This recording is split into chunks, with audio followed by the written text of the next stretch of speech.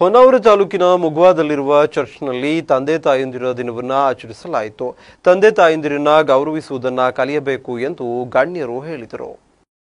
ತಂದೆ ತಾಯಂದಿರ ದಿನವನ್ನ ಹೊನ್ನಾವರ ತಾಲೂಕಿನ ಮುಗ್ವಾದಲ್ಲಿರುವ ಚರ್ಚ್ನಲ್ಲಿ ಆಚರಿಸಲಾಯಿತು. ಕಾರ್ಯಕ್ರಮದ ಉದ್ಘಾಟಕರಾಗಿ ಆಗಮಿಸಿದ್ದ ದೀಪವನ್ನು ಬೆಳಗಿಸಿ ಮಾತನಾಡಿದ ಪೀಟರ್ ಮೆಂಡೋನ್ಸಾ, ಇಂದು ನಾವೆಲ್ಲ ತಂದೆ ತಾಯಂದಿರ ದಿನದ ಸಂಭ್ರಮಾಚರಣೆಯಲ್ಲಿದ್ದೇವೆ. ಇಂತಹ ಕಾರ್ಯಕ್ರಮಗಳು ಎಲ್ಲೆಡೆ ನಡೆಯಬೇಕು. ಇಂದು ಜಗತ್ತಿನಲ್ಲಿ ಬೇರೆ ಬೇರೆ ದಿನಗಳನ್ನು ಆಚರಿಸುತ್ತೇವೆ, ಆದರೆ ತಂದೆ ತಾಯಂದಿರ ದಿನವನ್ನು ಆಚರಿಸಲು ಹಿಂದೇಟು ಹಾಕುತ್ತಿದ್ದೇವೆ. ಕೇವಲ ಮೊಬೈಲ್ನಲ್ಲಿ ಸ್ಟೇಟಸ್ನಲ್ಲಿ ಹಾಕಿ ದಿನವನ್ನು ಆಚರಿಸುವುದಲ್ಲ, ನಮಗೆ ಜನ್ಮ ನೀಡಿದ ತಂದೆ ತಾಯಂದಿರ ದಿನವನ್ನು ಆಚರಿಸಿ ಅವರಿಗೆ ಸತ್ಕರಿಸಿ ಗೌರವಿಸಬೇಕು ಎಂದರು.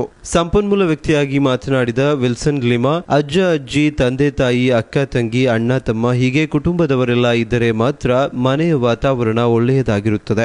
ಜಗಳವನ್ನ ಬಿಟ್ಟು ಸಂಸ್ಕಾರದೊಂದಿಗೆ ಕೂಡಿ ಬಾಳಿದರೆ ಮಾತ್ರ ಜೀವನ ಒಳ್ಳೆಯ ರೀತಿಯಿಂದ ನಡೆಯುತ್ತದೆ. ಅಪ್ಪ ಅಮ್ಮಂದಿರ ದಿನವನ್ನ ಕೇವಲ ಒಂದೇ ದಿನಕ್ಕೆ ಆಚರಿಸದೆ ಜೀವನ ಪರ್ಯಂತ ಆಚರಿಸಿಕೊಳ್ಳಬೇಕು ಎಂದರು.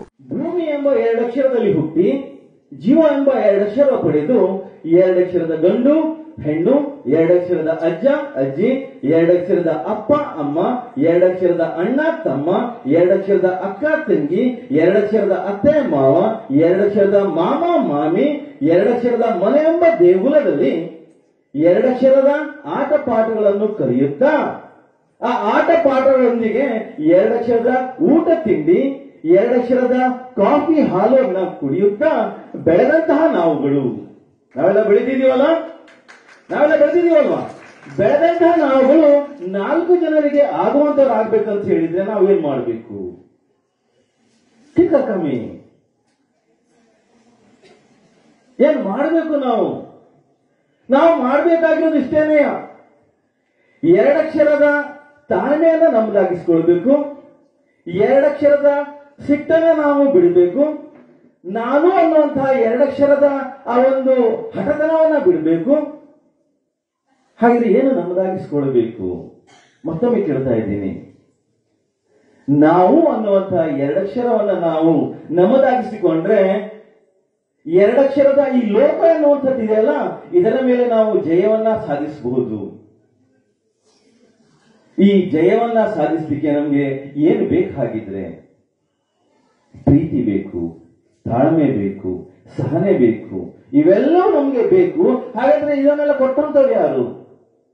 कौन दिला हम कह सकले? आम्ही आज संभ्रमानं दिस आचरिಸಿದೆ ಅಸಾದ ಅವೆಲ್ಲ ಬಾಪೆಲ್ಲ म्हणून ಆಚರಿಸುವಂತ ಈ ಒಂದು ಸಂದರ್ಭದಲ್ಲಿ ನಾವಿಲ್ಲಿ ಇದ್ದೀವಿ. ಆಗ ಹಸಾತ ಮಳೆರ कोण ಕಾರಣ करत?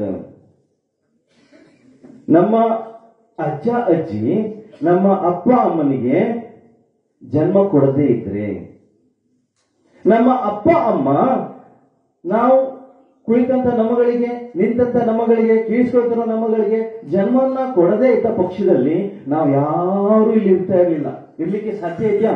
ಕೊಯ್ಬಿಡಿ ಉತ್ತಾಸದಂಗ ಯಾರು ಇರ್ಲಿಕ್ಕೆ ಸಾಧ್ಯನೇ ಇರಲಿಲ್ಲ.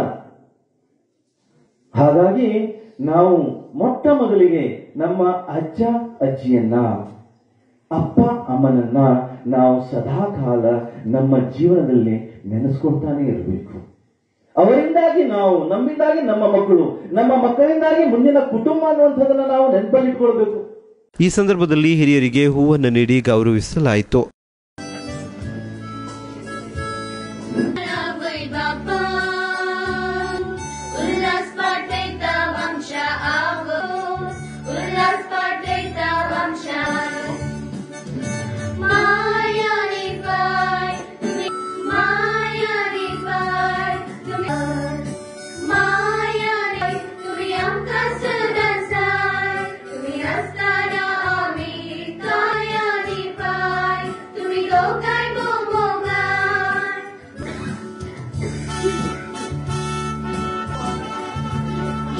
ವಿಸ್ಮಯ ನ್ಯೂಸ್, ವಿವೇಕ್ ಶೇಟ್, ಹೊನ್ನಾವರ.